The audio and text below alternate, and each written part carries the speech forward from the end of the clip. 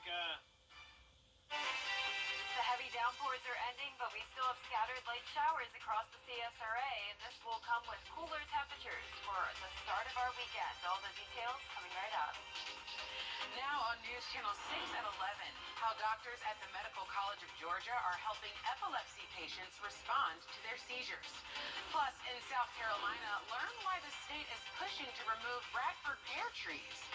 And a new home for North Augusta Public Safety.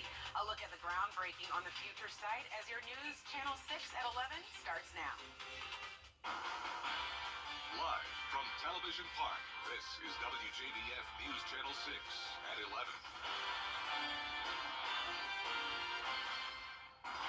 Good evening, everyone. I am Tiffany Hobbs. Thank you so much for joining us. New at 11. Doctors at the Medical College of Georgia are at the forefront helping seizure patients who don't respond to their medication. Is electricity. That's how brain cells connect to each other. That's how they send messages between each other. But every so often, there's going to be this short circuit that will shut down the system. And that's a seizure. Dr. Fernando Valle, a neurosurgeon at the Medical College of Georgia at Augusta University, specializes in epilepsy and functional disorders. For about 20% of epilepsy patients, he says medication doesn't help with their seizures. It's a very devastating chronic problem. And I don't think that we pay attention enough to these patients. The vagus nerve stimulation device is a technology-based instrument that helps those patients manage their seizures. It's been around since 1997. But unfortunately, those early patients that were implanted many, many years ago could not get access to the new technology. Now there is a new technology available, and doctors can replace the generator of an older device with a simple outpatient procedure. The new generator acts like a software update. This technology is attempting to correct for our shortcomings, and is what we're going to call individualized medicine. Dr. Valle recently performed the procedure on a patient. Not only will this ensure the device update, it also helps prevent future surgeries for the patient. It's a very simple solution to a complicated problem that is seizures and epilepsy. And when you have a device that you can offer to almost anybody with minimal side effects, overall, the quality of life will improve. MCG was the first in the nation to implant this new technology into a patient's old device. Time now for a check-in on your weather with Jenna Petracci. Jenna. Well, Tiffany, it was a really nice warm day, but we've had a lot of rain this evening, and it's still coming down. Not as heavy as it was just around 30 minutes ago, but we're still seeing some scattered light to moderate rain showers on Live Viper 6. All of this is mostly Richmond County, a little bit of Burke County, and to the north, our southern line counties have stayed rain-free today. Here's a closer look at Glasscock County, some heavy rain headed towards your direction.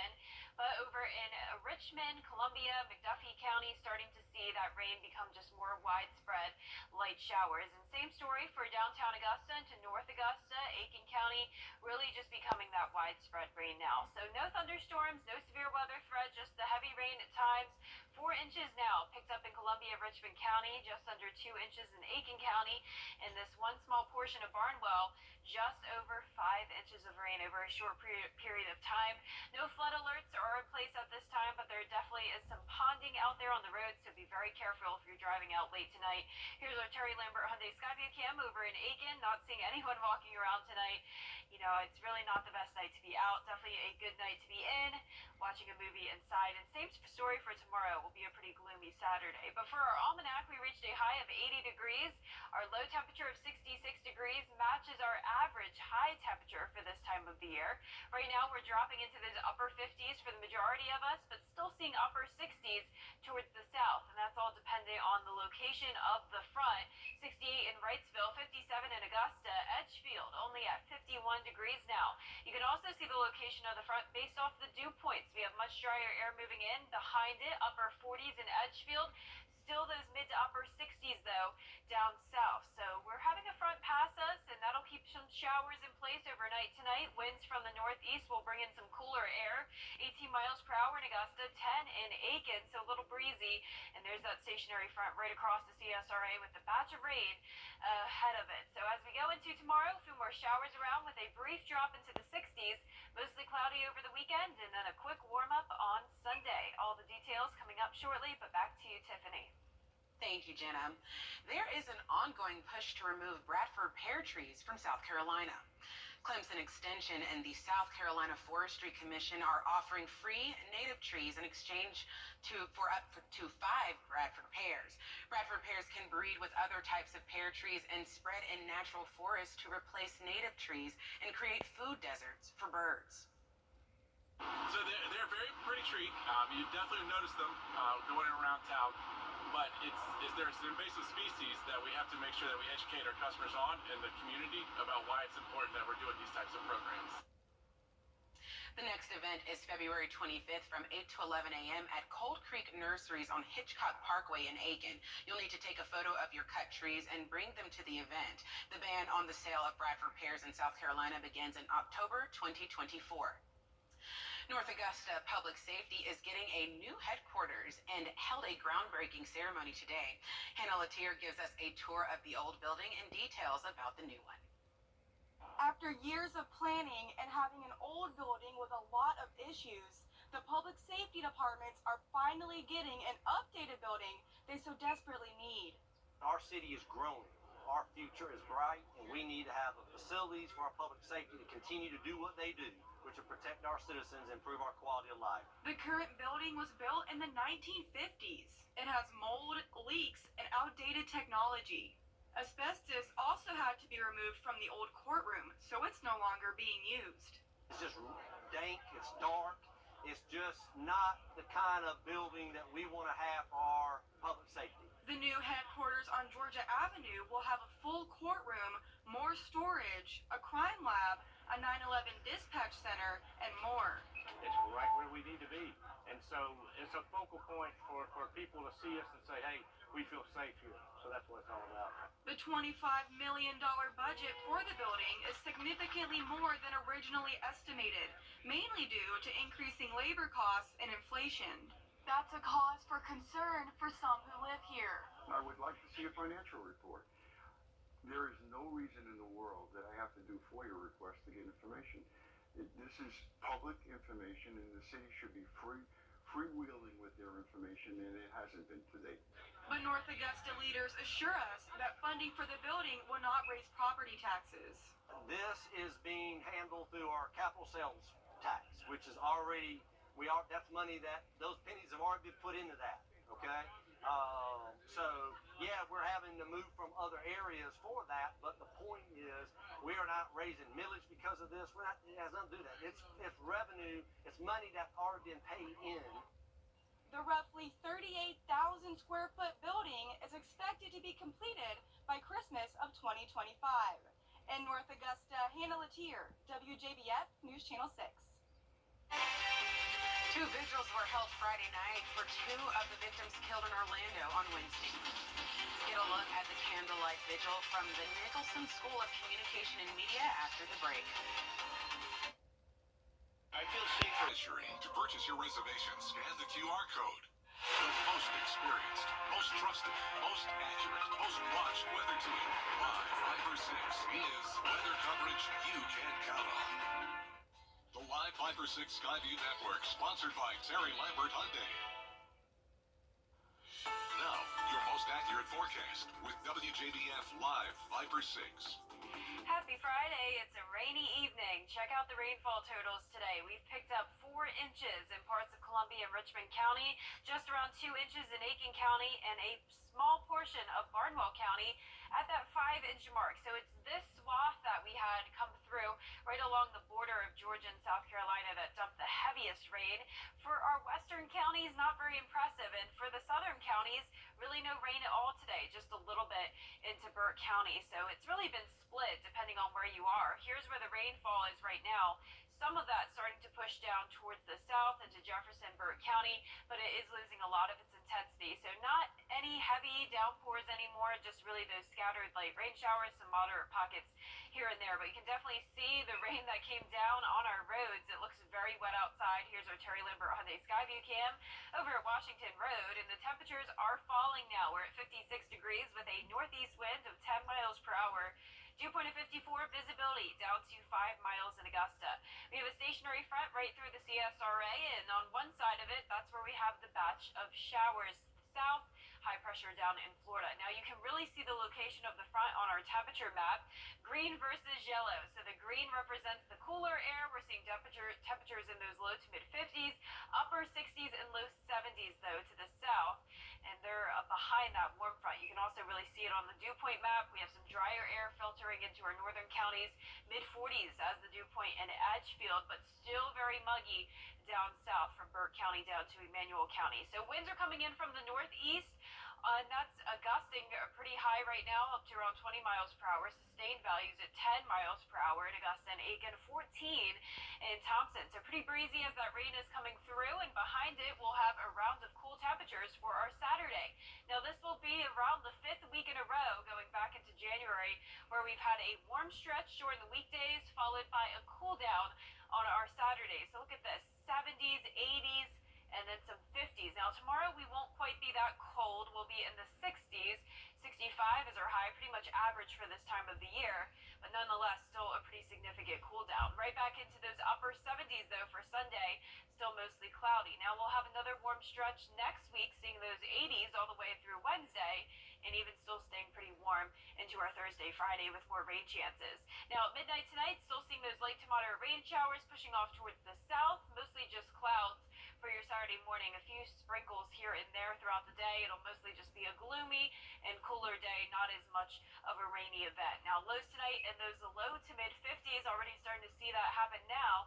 Highs tomorrow will be split anywhere from the upper 50s in Fluida County through those low 70s in our western counties. Really depends on how close you are to that wedge of cool air, which is going to be mostly up in North Carolina and to the upstate. Now over the next 10 days, we're seeing the mostly cloudy conditions this weekend, back to sunshine on Tuesday with a big warm up all the way back into the 80s for several days next week. Jenna, I have a problem. I have plenty of winter coats that have not been broken in yet. Yeah, so what am I we gonna didn't do? have a very long winter season. We had that one massive cold snap in December, and that was about it. Yeah. Wow. But I'm ready for the 80s. I mean, I know you want to wear your coats, but I'm excited to switch out the coats for some bathing suits. Hey, look, sandals and everything. Oh, yeah. I'm ready. Yep. All right. Well, 2 vigils were held Friday night for 2 of the victims killed in Orlando on Wednesday. 9-year-old Tiana Major and 24-year-old Spectrum News 13 reporter Dylan Lyons were killed when the suspect in another shooting opened fire in 2 more locations on Wednesday.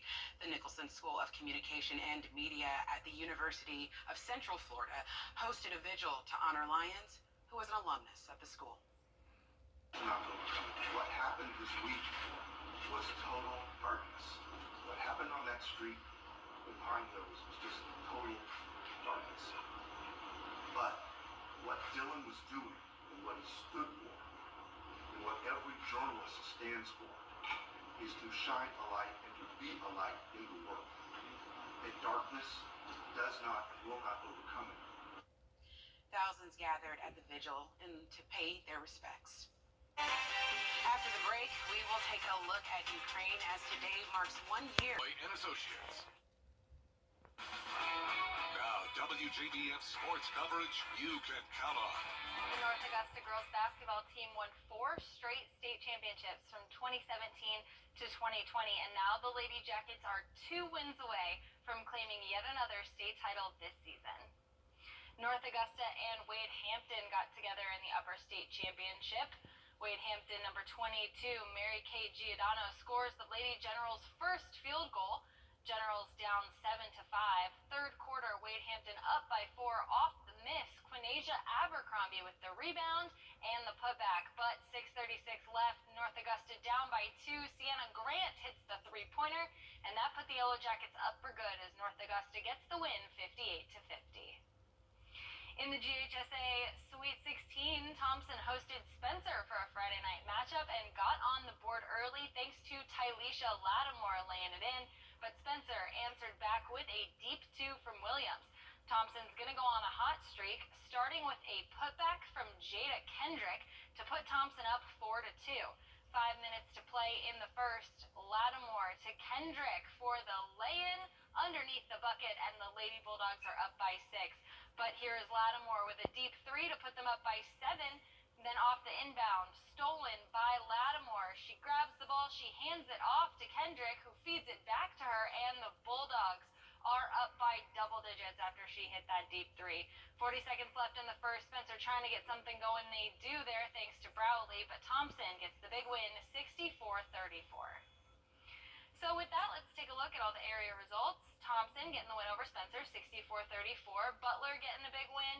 Central beating Laney. Swainsboro beating Temple in a close matchup. And finally, Thomas Jefferson, 39, beating Crisp, 33.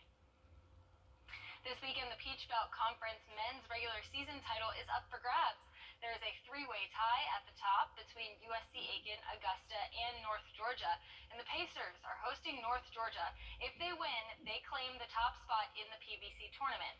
A loss and a win by the Augusta Jaguars over Clayton State would give the title to AU, but if USC-Aiken wins, they will not be able to host the tournament because the Convocation Center will be hosting the South Carolina High School State Championships next week.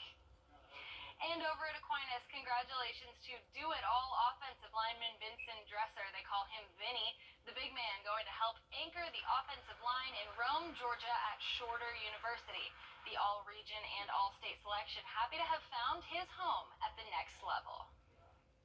It feels pretty good, and it's a little stressful sometimes, but God has a plan for you, and you'll get there. The fact that it's just like Aquinas, how it's small, and you get to know your teacher, and how you get to know everybody that's there. Oh, great kid. Very high academic kid. One of the hardest workers we've ever had here. Very tough young man. Played through some pretty gruesome injuries, especially his junior year. Never missed any time, never complained. Team captain. Big congratulations to Vinny and his great head of hair. We'll be right back. It's easy to see why News Channel 6 is the most watched news station in the CSRA. Bringing you the latest news to prepare you for the day and what you missed while you were sleeping. Good Morning Augusta, weekday mornings on News Channel 6. A bald eagle in the Twin Cities area of Minnesota woke up covered in snow on Thursday, February 23rd, as a prolonged winter storm impacted much of the upper Midwest. The Department of National Resources, DNR, says the snow could be beneficial for the bald eagles, giving insulation for the eggs that they incubate. The DNR added that the eggs would be tucked further into the nest. That's so cute. Look at his little head. I know, it was cute. I love that. Kind of makes me want to see some snow, but we're not going to see we're that not here. No, About the coldest we're going to get is 65 tomorrow. That's our high. Then we're warming right back up on Sunday. Upper 70s, low 80s pretty much all next week.